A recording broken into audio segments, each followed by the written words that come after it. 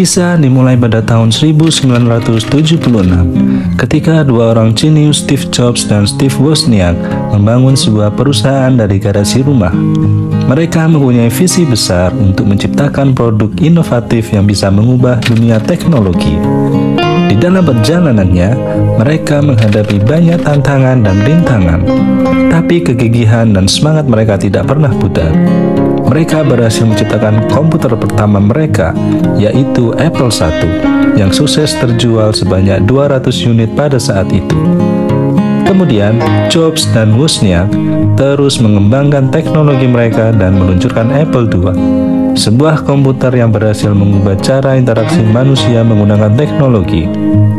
Apple II menjadi sangat populer kala itu karena grafisnya yang baik serta interface yang lebih ramah terhadap penggunanya. Hari ini, Apple menjadi salah satu perusahaan terbesar di dunia dengan berbagai produk yang banyak digemari oleh jutaan manusia. So, duduk yang manis dan siapkan camilan kalian. Mari kita kupas tuntas kisah berdirinya Apple.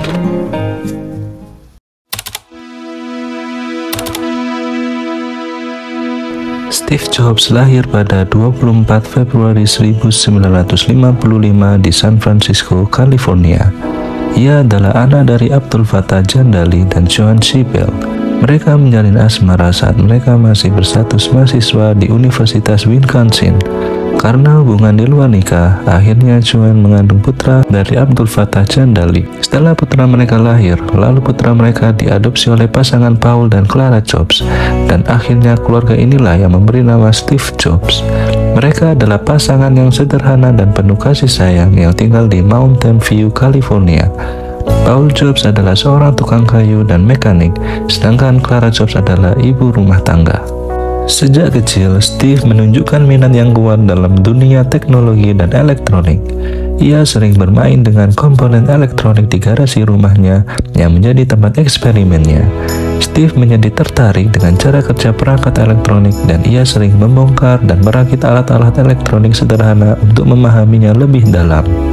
Pada usia 11 tahun, Steve berpindah ke Mountain View, California, yang saat itu merupakan pusat inovasi dan perkembangan teknologi di daerah Teluk San Francisco.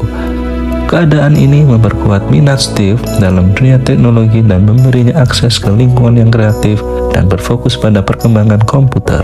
Steve bersekolah di SD Montaloma, di mana ia menunjukkan kecerdasan yang luar biasa. Ia sering membuat kesepakatan dengan gurunya agar bisa mengikuti pelajaran yang menarik baginya dan melewatkan pelajaran yang dianggapnya membosankan. Meskipun ia kurang tertarik pada pendidikan formal, ia sering membaca buku dan mencari tahu lebih banyak tentang topik yang menarik baginya. Setelah tamat SD, Steve melanjutkan pendidikannya di SMP Cupertino. Di sini ia bertemu dengan teman seumurannya yang juga berminat dalam teknologi, yaitu Steve Wozniak. Keduanya menghabiskan waktu bersama di garasi rumah Steve. Mereka menjalin ikatan yang kuat dan saling support satu sama lain. Pada saat Steve bersekolah di SMA Homestead, ia bertemu dengan Ron Wayne, seorang teman yang memiliki minat yang sama dalam hal teknologi. Steve dan Ron bekerja sama untuk membuat beberapa proyek, termasuk penjualan blueprint untuk perangkat radio yang mereka rancang sendiri. Setelah lulus dari SMA, Steve melanjutkan studinya ke Reed College di Oregon. Namun, biaya kuliah yang tinggi membuatnya merasa tidak puas dengan pendidikannya di sana. Ia memutuskan untuk drop out, namun ia tetap menghadiri kelas-kelas yang menarik bagi dirinya.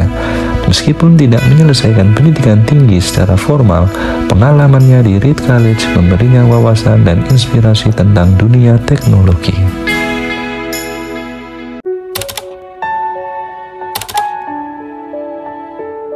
Pada tahun 1975, Steve Jobs bekerja di perusahaan Atari, sebuah perusahaan game komputer, sedangkan Steve Wozniak adalah seorang insinyur di perusahaan Hewlett Packard. Di suatu ketika, Wozniak berhasil menciptakan sebuah komputer yang membuat Jobs takjub dan melihat potensi besar dalam diri Wozniak. Tepat pada tanggal 1 April 1976, Jobs, Wozniak, dan Wayne resmi mendirikan Apple Computer. Tidak ada alasan yang pasti mengapa mereka memilih nama Apple sebagai nama perusahaan mereka.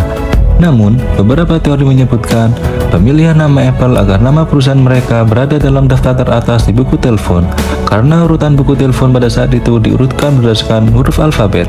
Ketiga pendiri ini memiliki latar belakang dan kelebihan yang berbeda, namun saling melengkapi dalam bidang teknologi. Steve Jobs adalah seorang visioner dan pengusaha yang berbakat. Dia memiliki keahlian dalam merancang produk yang menarik dan berfokus pada aspek estetika.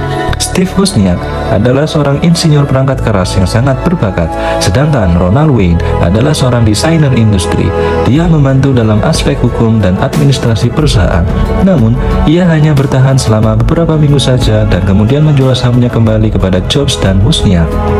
Mereka merilis Apple I karya Wozniak sebagai produk pertama perusahaan mereka. Apple I merupakan komputer desktop 8-bit. Apple I tidak dilengkapi dengan monitor, keyboard, atau casing seperti komputer modern saat ini.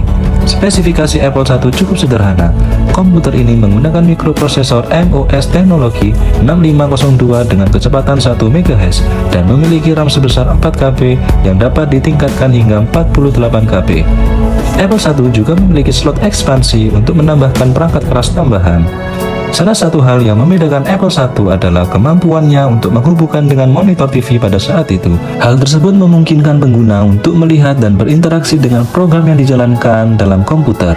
Meskipun hanya terjual 200 unit, namun Apple I menjadi tonggak dalam industri komputer pada saat itu. Setelah meluncurkan Apple I, Jobs dan Wozniak melanjutkan proyek mereka dengan merancang dan mengembangkan personal komputer generasi berikutnya, yang kemudian dikenal sebagai Apple II. Apple II diluncurkan pada tahun 1977 dan menjadi terobosan yang signifikan dalam industri komputer. Apple II menawarkan fitur-fitur inovatif seperti kemampuan grafis berwarna, suara, dan penyimpanan data.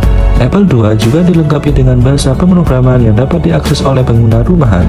Antarmuka pengguna yang lebih sederhana dan perangkat lunak yang lebih mudah digunakan menjadikan Apple II populer di kalangan pengguna rumahan dan bisnis. Keberhasilan Apple II memberikan keuntungan finansial yang signifikan bagi perusahaan dan menjadikan Apple sebagai salah satu perusahaan terkenal di industri komputer. Kesuksesan produk ini juga menjadi landasan bagi Apple untuk terus berinovasi dan menciptakan produk-produk hebat lainnya.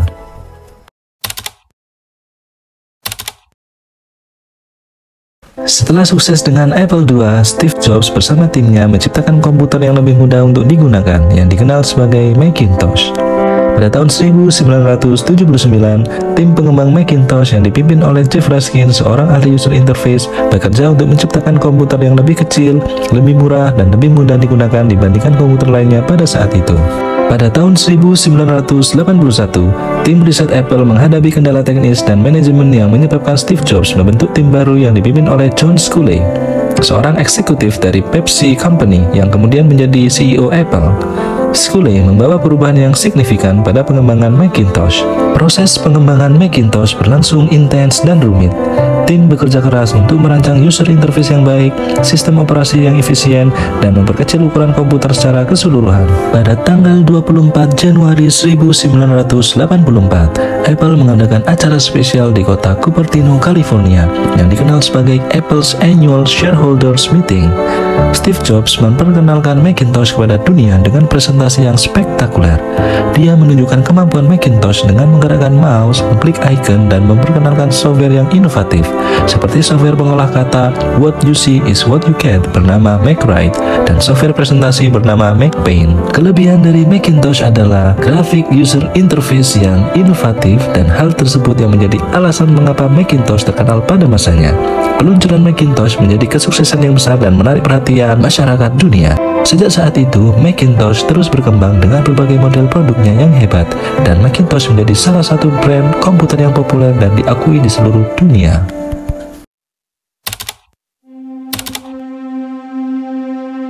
Pada tahun 1985, setelah peluncuran komputer Macintosh yang sukses, hubungan antara Steve Jobs dan manajemen Apple semakin memburuk. Terjadi perselisihan di dalam internal perusahaan. Jobs memiliki visi yang kuat tentang inovasi dan fokus pada produk yang lebih eksklusif dan mahal. Namun, manajemen Apple, terutama CEO John Sculley, memiliki pandangan yang berbeda. Mereka ingin memperluas jangkauan Apple dengan produk-produk yang lebih terjangkau. Akibatnya, Jobs dikeluarkan dari jabatannya sebagai kepala divisi Macintosh oleh John Sculley. Pemecatan Jobs dari Apple merupakan pukulan besar bagi perusahaan karena Jobs adalah salah satu pendiri yang kreatif dan visioner. Setelah kepergiannya, Apple menghadapi tantangan dalam menciptakan produk-produk yang inovatif. Namun, pada tahun 1986, Jobs mendirikan sebuah perusahaan komputer yang disebut Next Company. Perusahaan ini berfokus pada pengembangan komputer tingkat tinggi untuk pasar pendidikan dan bisnis.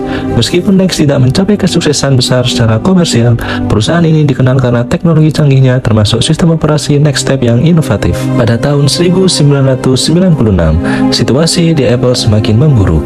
Untuk mengatasi masalah ini, Apple memutuskan untuk mengambil alih Next pada tahun 1997. Salah satu faktor penting dalam keputusan ini adalah teknologi yang dimiliki oleh Next termasuk sistem operasi Nextstep. Dengan mengambil alih Next Company, Steve Jobs kembali ke Apple sebagai penasihat khusus dan kemudian menjadi CEO. Jobs membawa visinya yang kuat tentang pengembangan produk yang inovatif dan menghidupkan kembali semangat perusahaan Apple. Kembalinya Steve Jobs ke Apple menghasilkan kebangkitan yang luar biasa bagi perusahaan. Dia membantu Apple menjadi salah satu perusahaan teknologi yang hebat dan inovatif di dunia.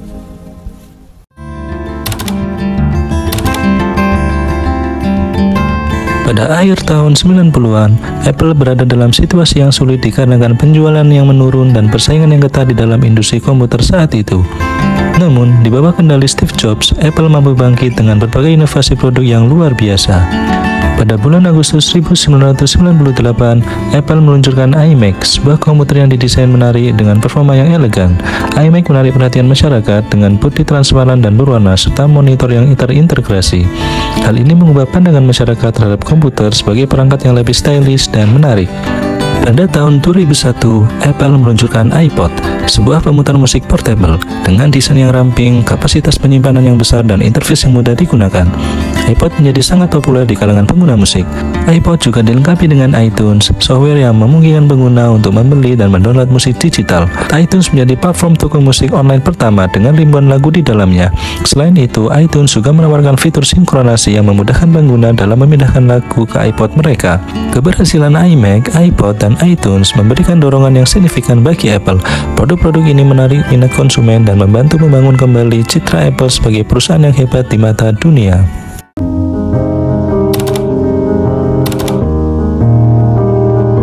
Pada tanggal 9 Januari 2007, Apple secara resmi meluncurkan iPhone dalam sebuah acara yang digelar di Moscone Center, San Francisco.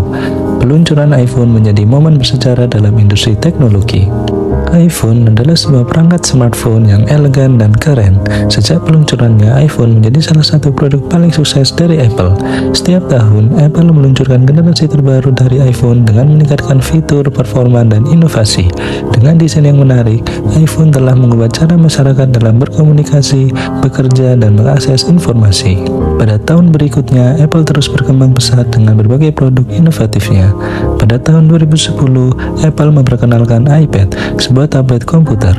iPad menjadi populer di kalangan masyarakat yang digunakan untuk keperluan pekerjaan, hiburan, dan pendidikan. Dengan berbagai model dan ukuran, iPad terus mengalami perkembangan dan inovasi. Pada tahun 2015, Apple meluncurkan Apple Watch. Apple Watch merupakan smartwatch yang tidak hanya memberikan fungsi jam tangan, tetapi juga menyediakan berbagai fitur kesehatan, kebugaran, notifikasi, aplikasi, dan konektivitas dengan iPhone. Apple Watch telah menginspirasi perkembangan industri smartwatch di dunia.